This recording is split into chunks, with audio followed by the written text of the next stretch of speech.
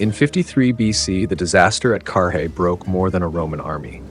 Blood soaked the sands of the east, a commander fell, the legionary standards were taken, and with them died the belief that Rome could not be challenged beyond the Euphrates. The Parthians learned a brutal truth: Rome could bleed. In 51 BC, that truth was tested again, this time in Roman Syria. What followed was not a single battle, but a campaign of violence and resolve. Parthian riders cut through the province, a siege pressed against the walls of Antioch, and Roman commanders chose endurance over pride. Then, when the moment came, Rome answered with steel. In a sudden ambush, blood repaid blood, honor answered humiliation, and the invasion ended in retreat. Raid, siege, and ambush, woven into a single, deadly campaign on a frontier where every step was perilous, where survival was seized by courage and cunning, and where Rome learned once more that power must be earned, not assumed. Roman-Parthian relations deteriorated sharply after the ill-judged eastern campaign of Marcus Licinius Crassus. That expedition ended in catastrophe at the Battle of Carrhae in 53 BC, where the Roman army was destroyed and Crassus himself was killed. The Parthian commander Surena's victory was not merely a tactical success, but a strategic turning point. It brought Roman expansion in the east to a halt, restored Mesopotamia to Parthian control, and effectively fixed the Euphrates as the frontier between the two powers. Carrhae also transformed the broader balance of power. For the first time, Rome faced a rival in the east that could defeat it decisively in open warfare. Parthia emerged as Rome's equal, and the two states became enduring geopolitical competitors for centuries to come. In this context, Parthian actions in 51 BC were both retaliatory and opportunistic. Seeking to avenge Roman aggression and to exploit the weakness of Roman defenses after Carrhae, Parthian forces launched a major raid into the province of Syria, directing their pressure toward its administrative center, Antioch. The Parthian raid was formally led by Prince Pacorus I, although effective command rested with the experienced general Osaces. News of the invasion reached Marcus Tullius Cicero, then serving as governor of the neighboring province of Cilicia, probably in late August 51 BC. Cicero's correspondence reflects both the speed of the Parthian advance and the alarm it caused along Rome's eastern frontier. At the time, the province of Syria was governed by Gaius Cassius Longinus. His position was precarious. The forces available to him were limited, and his authority was temporary, as he was awaiting replacement by the incoming governor, Marcus Calpurnius Bibulus. These constraints left Syria poorly prepared to respond to a major Parthian incursion, increasing the strategic importance of Antioch and the urgency of coordinated Roman action.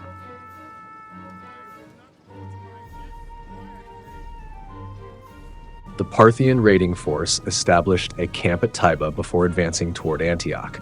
The objective of the Parthian operation was plunder rather than permanent occupation, in keeping with Parthian strategic practice at this stage.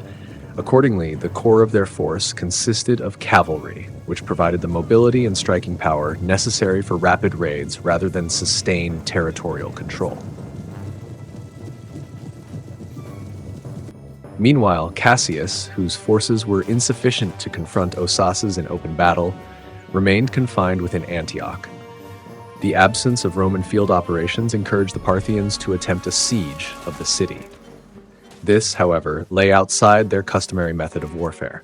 The Parthians had limited experience in besieging large, well-fortified urban centers such as Antioch, and the raiding force lacked the specialized equipment necessary for a prolonged assault.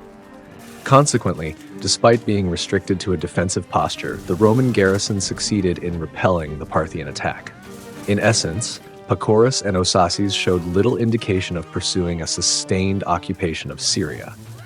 Apart from their advance on Antioch, the course of their campaign was irregular, characterized by rapid movements and shifting attacks from one city to another.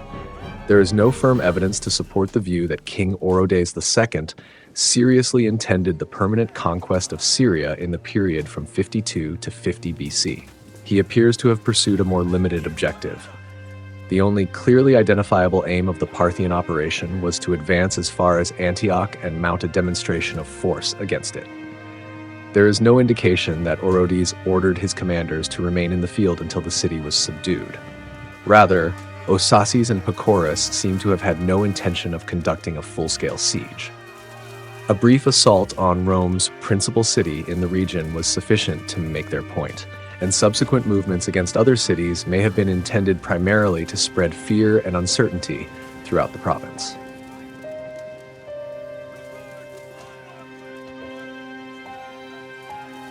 The Parthians subsequently withdrew toward the city of Antigonia, which they considered easier to capture.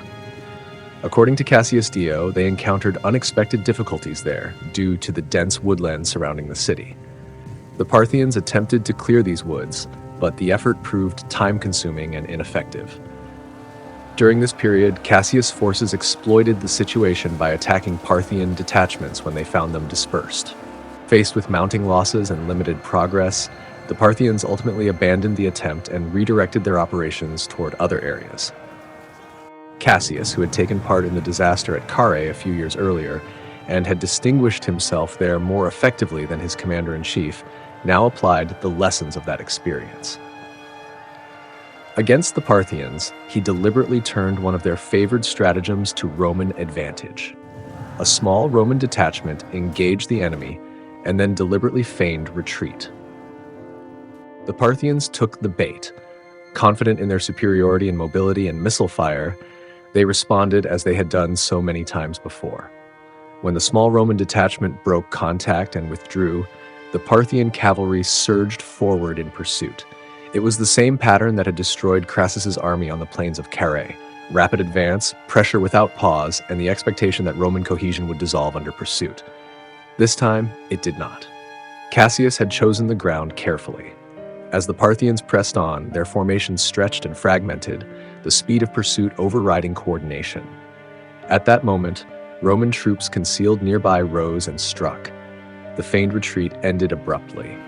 Heavy infantry turned back in disciplined ranks, while additional Roman forces closed in from the flanks. The Parthians, now compressed into terrain unsuited to their style of warfare, found themselves unable to deploy effectively or disengage at will.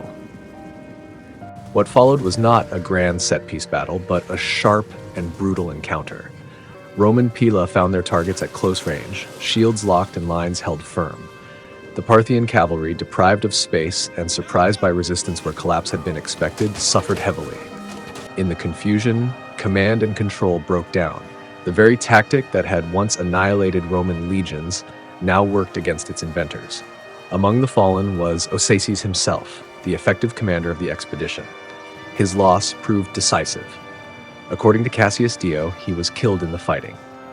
Cicero, however, who was operating in the same theater and was therefore likely better informed, states that Osaces was seriously wounded and later died from the effects of those injuries. With their leadership struck down and losses mounting, the Parthians disengaged and withdrew. The raid had failed. The psychological initiative, so firmly in Parthian hands since Carrhae, was broken, if only briefly. In Rome, the significance of the encounter was immediately recognized. Though modest in scale and limited in strategic consequence, it carried immense symbolic weight. For the first time since the catastrophe of 53 BC, Roman arms had defeated the Parthians in the field using discipline, patience, and tactical adaptation. It was spoken of as a revenge for Carrhae, not because it erased that disaster, but because it proved that Rome had learned from it. This was not the restoration of Roman dominance in the East. It was something more restrained, and perhaps more important, a recovery of confidence.